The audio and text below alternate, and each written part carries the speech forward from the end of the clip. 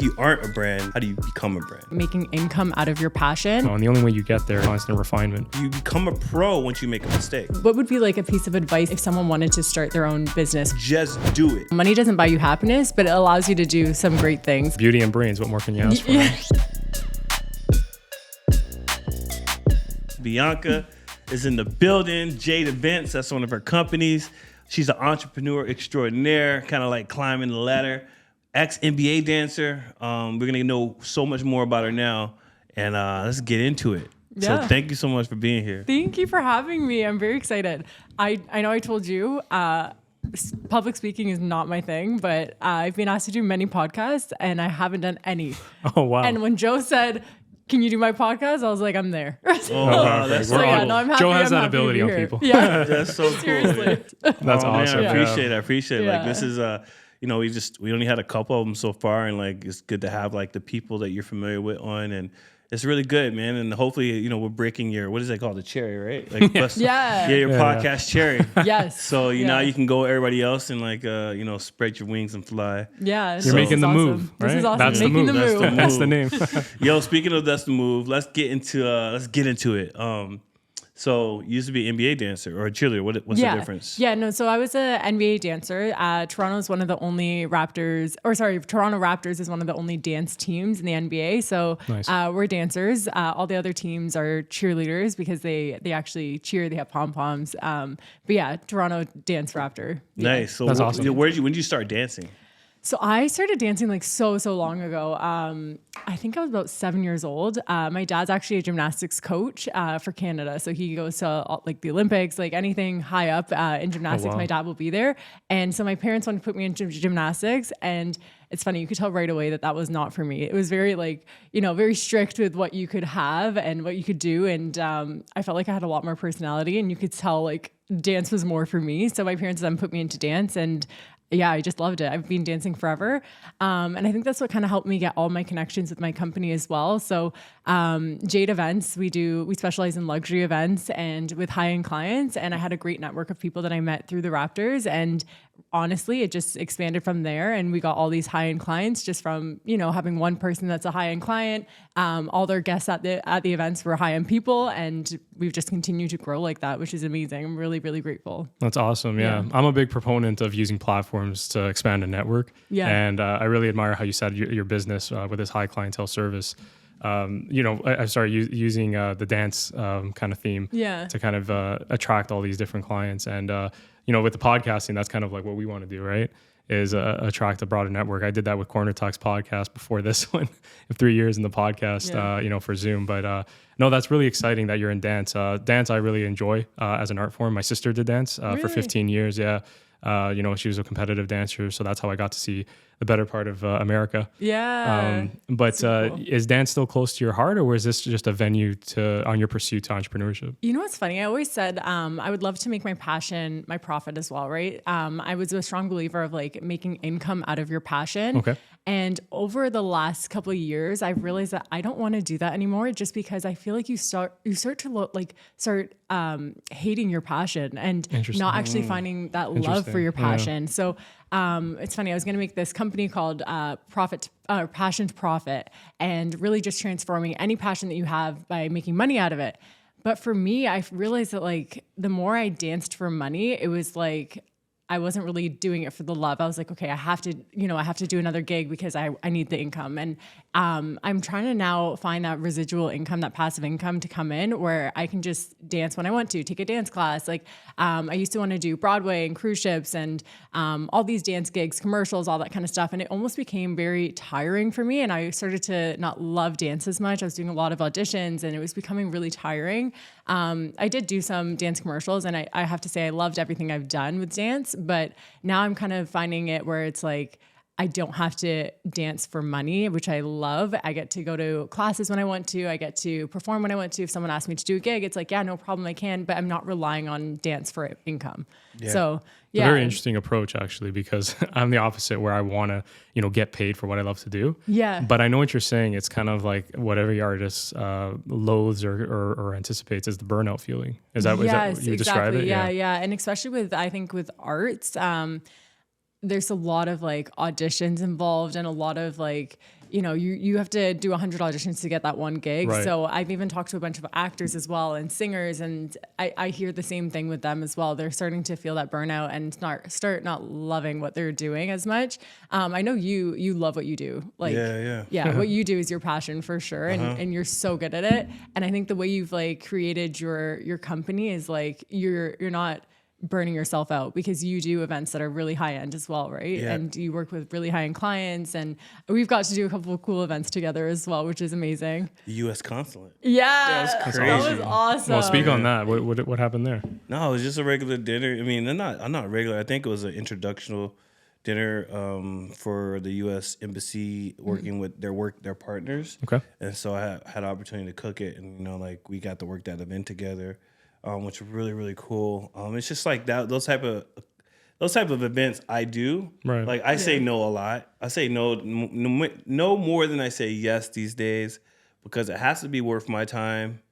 And if it's worth my time, I give you really good quality work. Yeah. Yeah. If it's not worth my time, I'm just going to show up and try to get out of the door really fast. Yeah, and I think that's why you have the clients you do. Yeah. Like whenever Joe asks me, do you want to do an event? I'm like, yes. Like, how did you get that? Like, his persona and everyone that's attached to it or inspired by it is there, right? Yeah. Like you can kind of get that promise when you work with Joe. Yeah. It's work ethic. I generally only want to work with people who want to work hard like me. Mm-hmm. Yeah. Like it's just like I've tried so many times in the past to help people get to a place that they're never ever going to be. Yeah. It's just like, okay, I see a little potential in this person. I'm going to team up with them and work with them. And then I end up picking up all the load. Yes. And it's like, you could see the career of just my life, where people that we were here at once, now I'm just like, it's not because I'm better than them. It's just because I work harder. Oh yeah. I want something more. Yeah. And that's it. So no, I fully believe that too. I feel like there's some things that can't be taught. And I see you bringing a lot of people on where you're like, I'm going to teach them this. Like, we've worked with quite a few different servers and even people that we're like, let's do a different project with and this kind of stuff. And yeah, there's some things that you can't teach people, right? It's like you're born naturally with it. Yeah. So yeah, and work ethic is for sure one of them. 100%. That's definitely. I like what Joe was saying earlier, because that's something I suffered with growing up, is learning to say no. Because you want to take on so many opportunities and you want to feel like you're making a difference or at least, improving your life. Yeah. But you have to know when to decipher or discern, I should say, what is meaningful to you. I like that word, discern. What? Discern, discern, man. It's something that we all should take in as entrepreneurs and artists. Do you feel you take on too much responsibility? It's funny, as my company grows, I feel the same way, where I can start feeling like it's okay to say no. In the beginning phase, for sure, I was saying yes to anything and everything. And I feel like you do that when you're just first starting a company, because you want as much volume as possible, and you want to grow and expand. But now I do find myself saying no here and there as well. Awesome. And also just setting my boundaries. So if a client says, I want 4 servers for 150 guests, I'm like, unfortunately, we can't do that for you. It's this, or you can't work with us. So I'm kind of setting my boundaries more and more, which I feel like goes to show that my company's growing and I'm able to say no, which is amazing. Yeah. This is my full time now as well, which is super cool. Awesome. I slowly made that transition where I was doing other work and I was like, you know what, I really want to work for myself.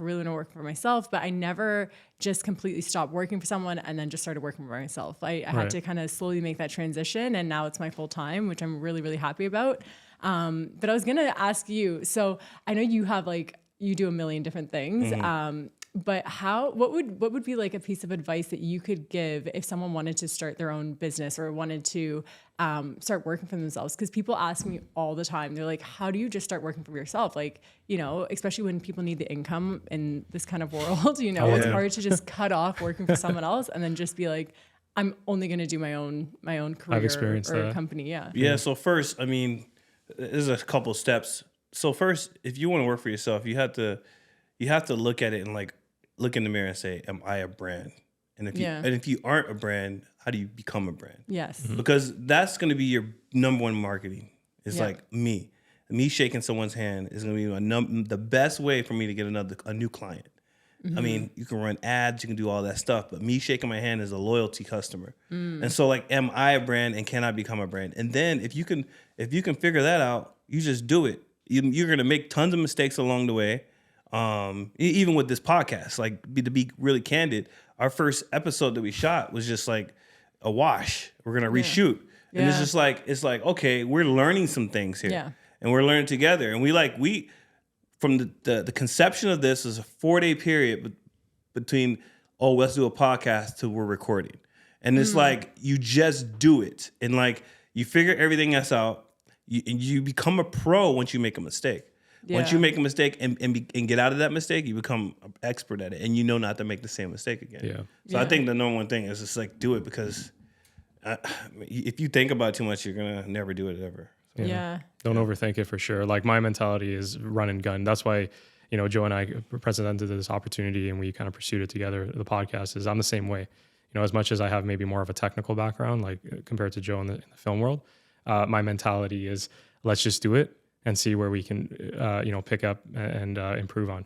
Because a lot of people will overthink it. Like, okay, we need a whole marketing campaign. We need to figure out this. And it's like, we recorded 3 episodes, and we didn't even have any artwork. We didn't have logo. We didn't have anything. Yeah. Just the conviction in ourselves. We knew we were going to get it. And like I showed you before the podcast, that's how we work, right? It's kind of like, let's get the ball rolling and we'll figure it out as we go. Yeah, let's just go. I mean, there's so many people who have so many visions out there and dreams that they're not going to have them anymore. Like what happens is, we'll transition here, but what happens is if you're 25 and you got all these visions, and then you turn 28 and then you're married and you have a kid, and then you don't have those dreams anymore. And it sucks because it sucks because you left something on the plate, Like if I'm at a nice restaurant, I'm not going to leave a nice piece of foie on the plate. I'm going to eat that piece of foie. So just, clean your plate before each stage. So speaking of that, you got kids. Yeah, I do. I have 2 kids. Yeah. I was going to say too, though, people they lose exactly what you're saying. They lose that dream in that process phase because they feel like they have to perfect everything. Yeah. And perfection will kill you. Yeah, for sure. And I feel like nowadays too, people really, they like to see that authenticity and they like to see the process. They don't want to just see that picture perfect everything. You know what I mean? So you can sift through people that are editing and, adding filters and really just making everything picture perfect. And I think it's important just to trust the process and show people what the journey is as well. Because that's what the viewers like. Yeah. So I'm trying to do more of that with my company for sure too. Yeah. You know what? You get caught up in the wrong details. Like there's so many people that I've known in the 10 years that I've been pursuing film that were so minute on the details that no one knows about them. Like there's no presence, there's no activity. They're working like mundane jobs, and I don't mean to crap on them or anything like that. But the reality is like my whole thing is when I was putting if you look at my portfolio 10 years ago, it was trash. It was nothing compared to there is the intention. You know what I mean? That I have potential, but it wasn't to the degree that it is now. And the only way you get there is just constant refinement and iteration. Yeah, for sure. And I think, like I'm a big perfectionist. Whenever whenever we work together, I'm like, let's do that take again. Let's do this again. Of course. Yeah. But I find myself, I'm not as consistent with my posting, and I do so many crazy events and I'm not consistent with posting because I spend so long editing and not being okay with just posting what we're going through, and I'm trying to get better at just posting that authentic video, going live sometimes at events and that kind of stuff, just because the viewers want to see what's actually happening. They don't want to just see that picture perfect editing and all that kind of stuff. That's true. You're so good at that. When we do an event and the next day he's posted it, and I'm like, you're so good at just getting on it and showing. I took some notes from you. Like I think it was the first or second event we worked together, and I think you had a reel done, and I'm like, yo, this is okay. I need to step my game up, man. I'm working with like people who I learned so much whole from films. Yeah. Speaking of your social media presence, we talked about that a lot and how you advertise yourself. And I took a gander at your social media profile for some research, and I just know something that struck me is you have a platform that embodies and advocates self-love. Or that's the impression I get. And you do that through your children, you do that through your work. There's a very positive feel from that page. Were you always, or do you always identify as a positive person, or where did this kind of optimism come from? To be honest, since day one, I think it came from my parents too. They're both very positive, awesome. Really, really positive people. And people have always said I'm a very positive person. They meet me and they're like, how are you always smiling? I'm like, it feels natural to me. But yeah, I'm kind of working on my own personal brand. I've been working on the company brand a lot. And I'm like, I want to build my personal presence as well as my company.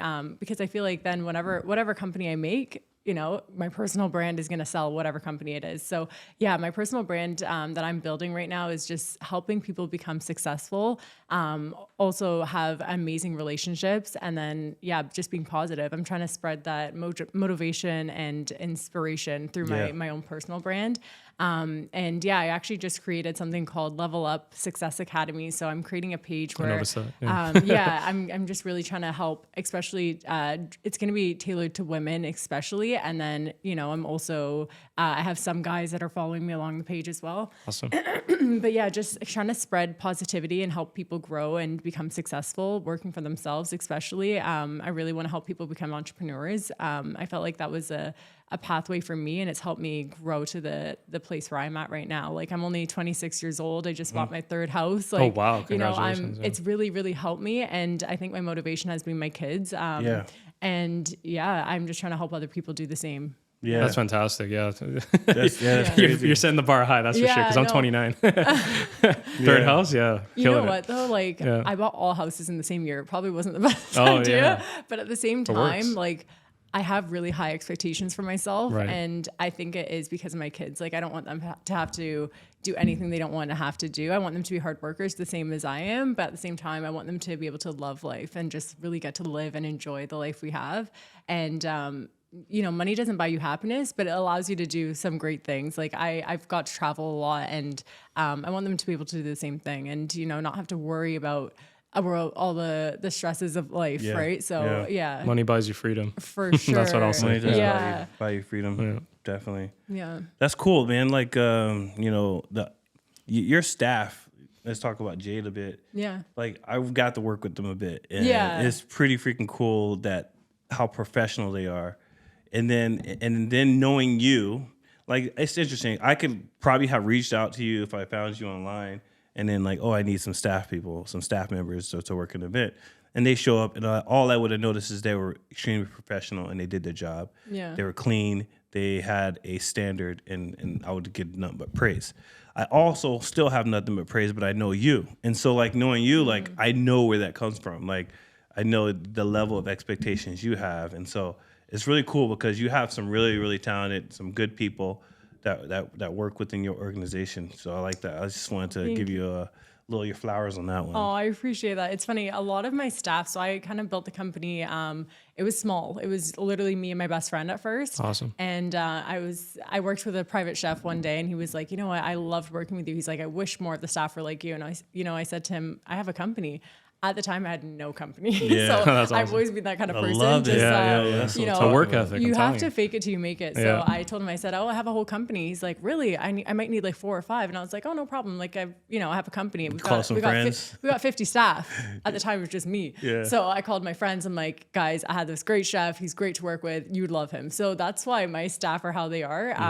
They're all my friends. Like, I have to say, majority of my staff are my friends. Yeah. And then my friends are bringing on their friends. And it's people that are close in my circle. And we were just kind of talking about, like, surrounding yourself around people that inspire you and push you. And I truly believe that you become who you surround yourself with in your environment. So all my staff have the same kind of work ethic as I do and the same standards as I do. You'll notice that our Jade Events is about, like, having beautiful staff, but also hardworking staff. So if you look on the page and you're just looking at our staff, it looks like we just hire models. Yeah. But then you get to work with them, you realize they have great work ethics, they're professional, they know how to speak, they have brains. And I think that's something I'm really big on. Yes, we're big on the aesthetic of our brand and the way we look online, but at the same time, when you get to meet our staff, they're pretty hard workers, and it's great to work with them. I truly believe that, like, we're an extension of our chefs and our caterers and the food that we're presenting. So I always say, if you want the food to taste good, it's got to look good, right? The presentation has to look good, and then the person serving it just elevates that even more. So that's why the brand I've built is how it is. It's a wholesome experience, right? And like all the elements kind of working together. Beauty and brains. What more can you ask for? Yeah, exactly. It's so true, man. Exactly. Yeah. But no, but before we go, like just hearing your story, and even for me, right, the first time I'm meeting you, I have to commend you on your work ethic, and it's very admirable, right? You know, a lot of 26-year-olds are not thinking the way you are. Thank you. And not in the position you are. But where do you see yourself? You know, I'll ask that typical question, but do you foresee yourself doing bigger things, or do you enjoy the path that you're on right now? You know what's funny? I really enjoy the path I'm on right now, but this is like just the beginning for me, right? Like I think as an entrepreneur, you can't just see yourself and be okay with where you are. I'm always like, this is not enough. It's like, yeah, I always see myself as doing more. I'm always trying to open up the next company. And it's funny, a lot of people stick in their one company and they'll try to really just make it grow and grow and grow. And I'm always like, okay, what's the next company I'm going to open now? Yeah, and, me too. You know, I don't know what it is. I am just so in love with so many things. Yeah, I love that. When the year I opened up my company, I actually had both my kids that year. Oh, wow. And I also, I didn't have both the kids. Twins? Sorry. The year I opened up my company, I actually got my nursing degree, and I had my daughter. And in that 2 years that I got my nursing degree, I had both kids, is what I'm trying to say. So it was a 4-year degree. I did an accelerated degree in 2 years, had both kids, and then grew the company. So this girl is just a doing freaking the most. machine. Just doing the most. Machine. I have Working a question mom, for you. I have a question. Yeah. Role models growing up, who are they? So funny. Honestly, I'll always be my family. So Nice. That's like That's the move. Oh yeah, That's the yeah. move. Like, I love that answer. my sister, she has her own dog grooming salon. She's extremely successful. My brother's 18 years old. He's been on the radio singing. He's a singer, but at the same time, he's like already opening up his first barbershop. And I'm like, Awesome. 18 years old, just got his spot rented. He's renovating right now. I'm like, That's it's crazy. just, it's always been family. My dad's very successful. My dad has the same mentality as me where, you know, he'll kind of fake it till he makes it. When he first got his first gymnastics job, they were like, "Oh, are you a gymnast?" He's like, "No, but I've been coaching for years." Yeah. Didn't know gymnastics, never coached. Hilarious. Like, Yeah. So we've always had that mentality of just, you know, pushing and faking it till you make it, and having that confidence, I think, is everything. That's what it is. Confidence. Yeah. It's like tenacity as well. faking it till you make it is like it sounds deceitful, but it's not. It's like, oh, I can do that. Yes, I have a company. You know, like, I have and your mind is already there. You're not lying. Yeah. Now you just got to execute. It sounds ignorant to a lot of people because it's like fake it till you make it. Like, who are you? Yeah. But I remember like just going back on like starting businesses. So I started a business, 94 Productions Incorporated, years back. You know, that's what kind of solidified me as a filmmaker in the world. But the point is that I remember hearing some people talking, saying, what's the point of starting a business if I'm not making this amount of money?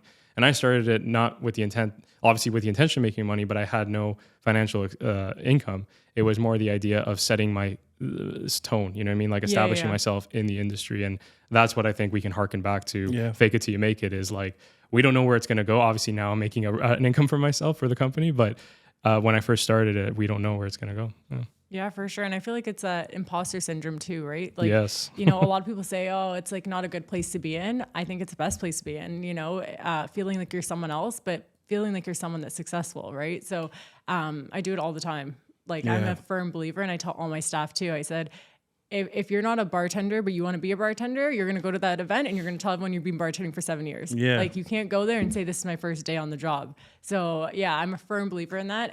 In my group chats, I'm always posting like little quotes and little like reminders. I do little voice memos for them all the time, just saying like, you know, guys, this is how we're going to make it. I want to work for you. I would love that. I would love that. Jeez, I'm like talking about I don't like working Joe for looks people. for that infectious, Yeah. that infectious passion. I like working for. I think before this we was talking about us not working for people. Yeah. We both work for the same company, Dow Strong, and it's one of those things because I don't want to work for people, but I enjoy working for Dow Strong, but not just the company, the CEO. Yeah, it's like same. it's like you work for a company, but you know the person behind the company. That makes you want to work for the company more because you know their motivation, you know their drive, you know their business, insight. And so, like when you said what you said, it's just like, dang, I want to work for you because it's like that's what you want people to want to work with you. You want to have people to want to be around you and follow your vision, right? So yeah, that's really cool. No, I appreciate that. It's funny. Like, obviously every event is not perfect, and there'll always be that one guest that, you know, isn't giving you the best experience. But at the end of the day, my staff always message in the group chat, Bianca, thank you so much for that opportunity, because we love working together. Like, it's not just about the guests there. We love what we do together, and that makes every event amazing for us. So that's why my staff continue to love to do events with us, for sure. That's perfect. Yeah. Well said. You know, I really enjoyed this conversation. You know, you're an inspiration. Aww, and you know, I think we're all gonna start businesses right after this podcast. I love that. I think I might start a few more businesses after this. Yeah, man, that's the move right there. Like, just do it. You know, like if you want to start doing business. Follow the footsteps and just do it. Constantly expanding. Constantly bettering yourself. But thank you so much, Bianca, for coming on the podcast and sharing your story. Thank you both. I really look up to Joe especially, and I'm excited to learn more about you. Thank you. Yeah, thank you both for having me. Yeah, here. awesome. Yeah, this is great. Take care, guys. Thanks for watching. That's the move. And that's the move.